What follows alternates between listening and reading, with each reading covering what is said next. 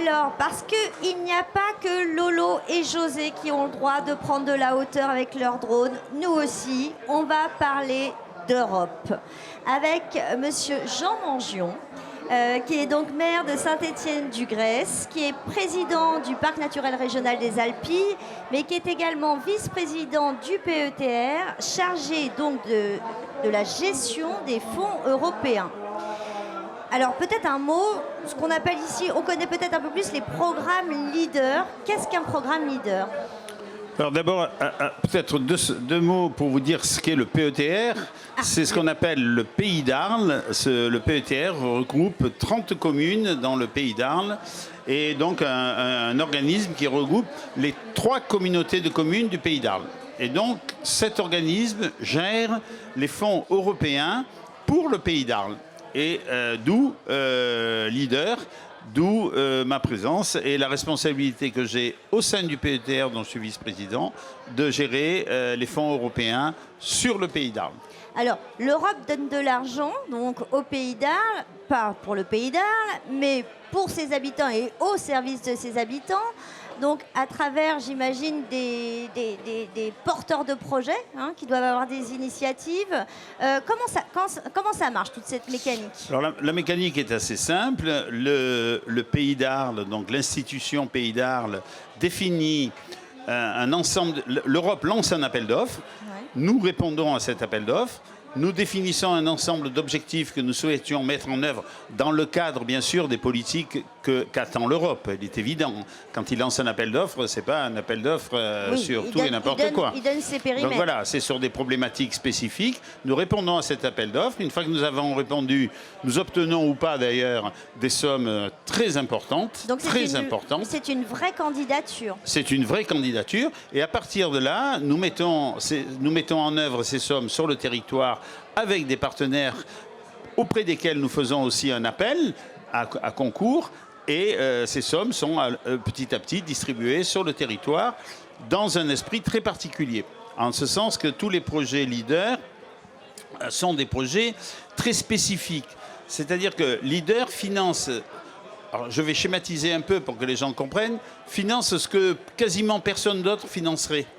D'accord. Voilà, c'est ça qui est intéressant.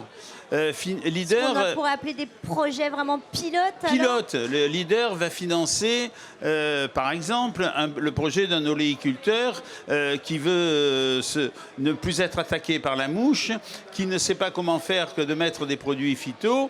Et leader va dire avec ces oléiculteurs, on va se mettre ensemble, on va travailler sur un projet. Ça aboutit en l'occurrence sur une machine qui pulvérise de l'argile, tel qu'on le faisait à l'ancien temps, mais à l'ancien temps, il le faisait à la main, et qui fait qu'on n'est plus obligé d'utiliser un produit phyto. C'est des choses très spécifiques. Après, leader va s'intéresser à un ensemble de communes qui se portent candidates. Vous avez des friches agricoles, qu'est-ce que vous en faites ? Alors, qu'est-ce qu'on fait ? La réponse, en général, c'est rien. Eh bien, dis-nous, on va répertorier ces friches, on va voir à qui elles appartiennent, et on va essayer de mettre des agriculteurs qui sont en recherche d'espace en relation avec l'existence de ces friches. Et on va voir comment on va pouvoir donner à des agriculteurs des friches agricoles. Vous voyez, ce sont toujours des projets. Si vous allez voir le conseil régional, le conseil départemental, ils n'interviennent pas comme ça. Surtout que les projets, nous, sont, j'allais dire, microscomiques. On descend à l'échelle d'une commune, de 2-3 communes. Oui, des gens qui ont envie de bouger, de changer. On descend, par exemple, on a installé en Camargue une station-service avec une épicerie, là où il n'y avait plus rien dans le village. Alors, peut-être, je ne sais pas si on l'a suffisamment dit, ces fonds européens sont destinés aux zones dites rurales.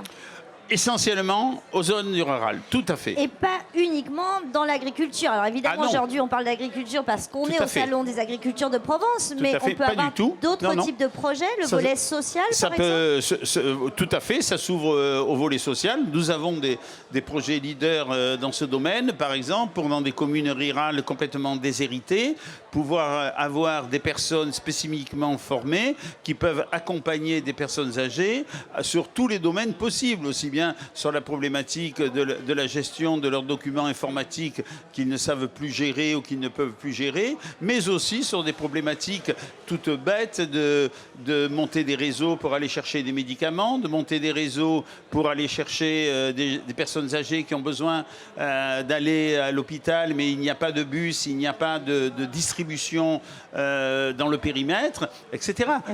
C'est vraiment des choses très, très spécifiques, très fines, qui font qu'un territoire va pouvoir être sauvé d'un gros problème par un investissement leader. Après, le problème de leader, c'est qu'au bout d'un certain nombre de temps, en général 2 ans, il faut que la machine arrive à vivre d'elle-même. C'est un fonds d'amorçage, on va dire. C'est pour amorcer, voilà, des projets que personne ne viendrait amorcer. Les projets doivent être pérennes. Aucune entreprise viendrait se lancer là-dedans. Bien sûr. Et donc, une fois qu'il est amorcé, je prends l'exemple de cette épicerie, station-service, produits locaux qui s'est montée dans un tout petit territoire de Camargue, eh bien, au bout de 2 ans, ils ont fait un premier bénéfice. Ils sont bénéficiaires. Donc, ça veut dire que la structure peut partir et vivre sa vie. Voilà. Alors, on sait que, je crois que là, vous êtes en train de réécrire la prochaine programmation, puisque les programmes leaders, c'est quoi? C'est 5 ans? 5 ans. 5 ans. Donc, pendant 5 ans, vous avez une enveloppe dédiée à je ne sais pas combien de porteurs de projets. Ben alors après, ça dépend de l'enveloppe, ça dépend des projets. Bon. Vous avez des projets à 200 000 euros, vous avez des projets à 10 000 euros, c'est très compliqué. Oui, c'est ça, c'est très compliqué. Ça, on peut l'appliquer dans le tourisme, on peut l'appliquer dans plein de domaines. Tous les domaines. Mais alors, peut-être juste pour dire aux gens qui voudraient justement candidater, qui ont envie de faire... je dirais, donner un peu d'impulsion à leur territoire. Ça se passe comment? Il faut qu'ils contactent le PETR. Le PETR sur Internet. Vous descendez leader, projet leader ou le FEDER leader. Après, c'est plus compliqué à expliquer. Mais leader, et vous avez là les appels d'offres. Le dernier que nous lançons, une vous l'avez. Association, une on entreprise, peut être, tout ce qu'on veut. une collectivité même. Tout à fait. L'idée étant de servir le territoire. C'est pas fermé. Ce n'est pas fermé au niveau des personnes qui peuvent éventuellement demander et participer. Très bien.